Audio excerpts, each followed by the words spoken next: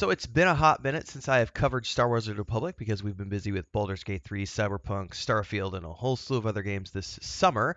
But the game has finally transitioned over to Broadsword completely. And they did a live stream the other day with the details for the upcoming 7.4 update, which has a brand new story and a whole bunch of other details. Now, I didn't get a chance to go through the whole stream, but if you go to like Volt.com where I'm using this article, I'll have a link down in the description below and other places. Some folks sat through and watched the whole thing and have some juicy tidbits. So we're going to kind of go over this condensed version. Now, the last time I played was probably about 6 months ago, and it was right around the time that the announcements that it was going over to Broadsword had been made, and I had switched over to Baldur's Gate 3 at that point because that was the new game that was out that I needed to get on because I pre-ordered that like 3 years ago. But now that we're kind of winding down there, we're towards the end of this year, I've got time to actually circle back around and look at what Star Wars: The Old Republic is up to because I love this game. I think anybody out there who is a fan of Star Wars should look at this game. It's got a free to play option, it's got a VIP option. It's a great single player storyline experience that started under BioWare and has now moved over to Broadsword. It's not the doom and gloom that some people thought it was, which this update shows. So, looks here. They finally revealed what 7.4 is going to offer. It's got a title called Chains in the Dark, and it's introducing a new daily area on Ord Mantell, along with a GTN update, which is the Global Trade Network, gearing changes, lighting and shadow tech improvements, new dyes and coloring options available, and more. It says here, several members of the Star Wars The Old Republic team over at Broadsword hosted a live stream event on October 18th, which was, I think, yesterday? Yes, to preview the upcoming changes. So if you want to go watch that live stream, you can. I haven't watched it. Like I said, I haven't had time, so we're doing it this week. But if you want to watch it, make sure to go and check it out.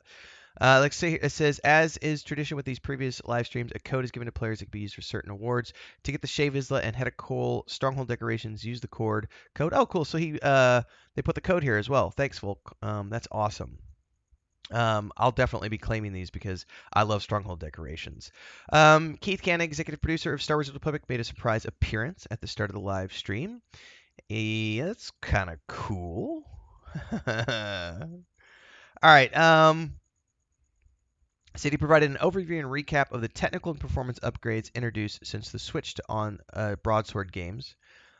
There's a roadmap that spans the updates from 7.4 all the way out to 7.6, but they haven't given the details yet. It says here, it's nice to see an executive having an active role in the Star Wars Old Republic community by showing up for a live stream.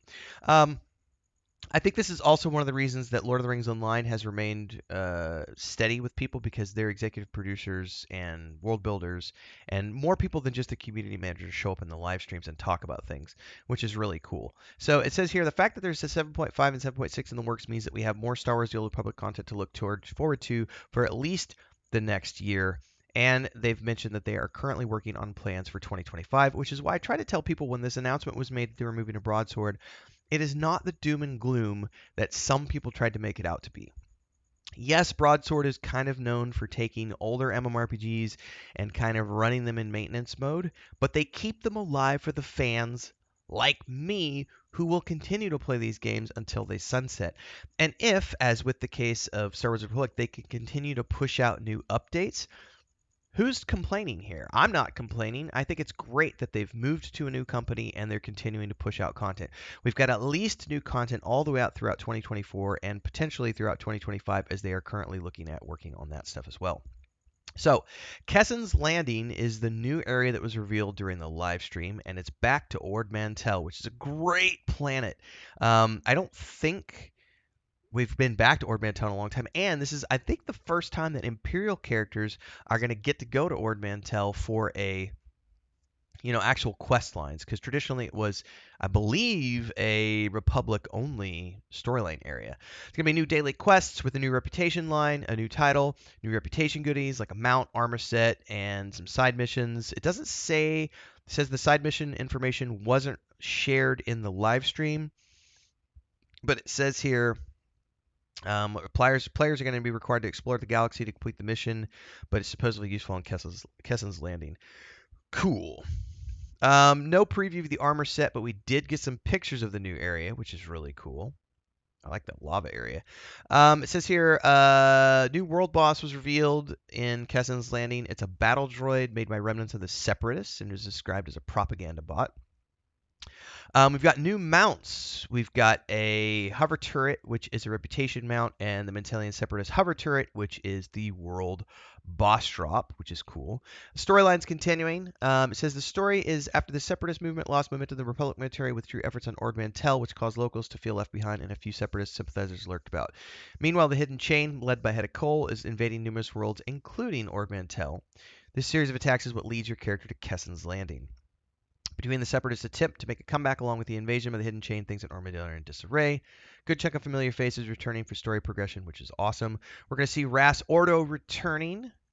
Really cool. Arn Prillum, I'm not a huge fan of his character, but as they say here, more chance for character growth. So perhaps we're going to see him do some new things. Also says Imperial players are going to get Darth Kravos. I don't really play Imperial side, so I'm not really familiar. Characters returning from the starter missions of the Trooper and Smuggler storylines, including Captain Blythe, who is still working hard to defend Ord Mantell. He was a really cool character. Gizmel Gam is returning. And it says here, Petra Niram is a Cathar searching for his sister who is lost during the assault on Ord Mantell.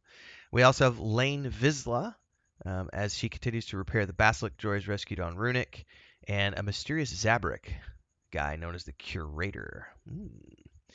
HK24, woot! Yeah, this is awesome.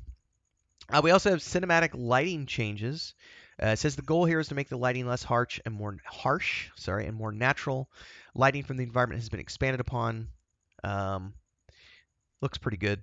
These screenshots, I've seen better screenshots over at mmrpg.com, but I liked the layout of this one better, so we're over here checking these out. But you can check out the high-res screenshots in other places. Don't stress about it too much. Also, a new revamp for the Galactic Trade Network with a UI overhaul, new advanced options, a new sale duration of 7 days, a new claim button to claim items purchased on the GTN instead of them going to your mail, and a list that includes tax for the sale, the buyer's price, your listing fee, and a total profit. It says one thing of note is when you're searching for multiple copies of an item, you can select the quantity column. Quick commercial break, everyone, to give a shout out to our first official guild officer, Bubalonia, as well as all of the guild champions, and of course, all of the members who help keep me on the air full time. To join as a member, simply click that join button below and pick your tier, but you can also support with super chats on any live stream or premiere, or super thanks on any upload or YouTube short. Don't forget the Discord. Let's get back to the video. Cool. Stims Med Packs at the consumables will have a much easier process to sell. You can sell based on unit price instead of the total, and the GTM will do the calculations for you. So this is more of a quality of life update than anything else. Said good amount of gear changes coming to 7.4 for PvE, PvP, and solo mission players. So there's an item ceiling increase. Let's see. Double Decurion gear could be upgraded to 340. So, okay, that's just gear updates. Legendary implant ratings and non-legendary implant changes are going to go up now. PvP stuff, which I don't do PvP, so I'm not really know about that. Players can earn Rakata gear no matter how the player. Currently, it's earned from Master Mode operations. Supposedly, it's going to be more accessible. Convert gear is coming to Rakata gear. Hide and Seek is going to offer new missions to earn item modifications for end cap. New cartel market items and Life Day. It says with the return of Life Day, you can expect to hug Wookiees, more snowballs on the fleet, and snow-covered parcels. Life Day armor set, a Defiant Maverick armor set, a Suppression Trooper. I like the Suppression Trooper armor. New dyes. Specularity is an adjective that describes how reflective something is.